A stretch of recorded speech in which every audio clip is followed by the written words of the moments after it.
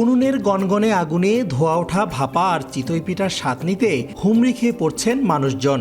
গ্রাম বাংলার চিরায়ত নবান্ন উৎসবের আনন্দ থেকে বঞ্চিত শহুরে মানুষ গলির মোড়ে, রাস্তার ধারে বা বাজারের পাশে বসা অস্থায়ী দোকানের পিঠাতেই রসনা মেটাচ্ছেন। কেউ পরিবারের সবাই মিলে, আবার কেউ বন্ধু বান্ধবদের সঙ্গে ভিড় করছেন এসব দোকানে।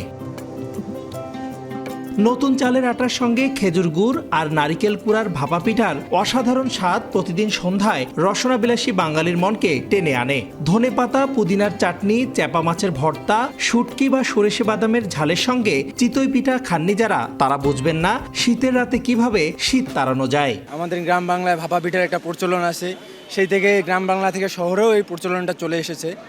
এখন শহরের আনাচে কানাচে আমরা ভাপা পিঠা, অনেক রকমের পিঠার দোকান দেখতে পাচ্ছি আমরা। গ্রাম বাংলায় যেরকম নবান্নর পরে আমাদের প্রত্যেকটা ঘরে ঘরে শীতকালে আমরা পিঠাপুলি খাই, সেরকম আমরা এই যে আমাদের শহরের মুখে এসে শহরে আমরা এই যে পিঠাপুলি খাইতে পাচ্ছি, এটা আমাদের জন্য একটা আনন্দের বিষয়। পিঠা প্রেমীরা জানান, শহুরে জীবনে নতুন ধানের চাল তৈরি ও তা পিঠা তৈরির উপযোগী করা বা মাটির চুলা পিঠা তৈরির সরঞ্জাম সংগ্রহ করা সহজসাধ্য নয়। তাই পথের ধারে মৌসুমী পিঠার দোকানই ভরসা। ভাপা পিঠা শীতের সময় খুবই ভালো, ভালোর জন্যই বাচ্চারাও খুব পছন্দ করে। এখনকার যুগের ছেলেরা তো এগুলোই পছন্দ করে। আমরা যখন খাইছি তখন তো বাড়িতেই বানিয়ে খাওয়া হয়েছে, তখনকার ঘ্রাণ ছিল অন্যরকম, এখন অন্যরকম।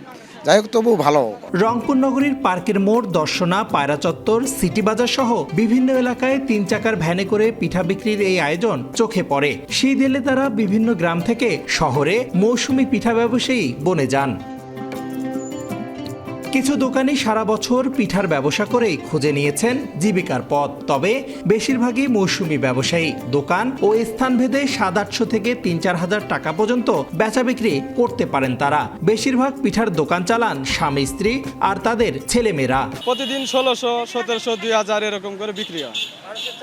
মানুষের চাহিদা মোটামুটি বাসিটির সামনে তো অনেকই ভালো। শীত আসলে তো একটু বেচা কেনা বেশি হয়, তারপরে মনে করেন কি যে আমরা 12 মাসে আছি। যুগের হাওয়ায় অনেক কিছুই মিলিয়ে যায়, কালের আবর্তে ঢাকা পড়ে অনেক কিছুই। কিন্তু আবহমান বাংলার পিঠার এই ঐতিহ্যের অস্তিত্ব সংকটে পড়লেও এইসব মানুষ বয়ে চলেছেন গ্রাম থেকে শহরে, বয়ে চলেছেন যুগ থেকে যুগান্তরে।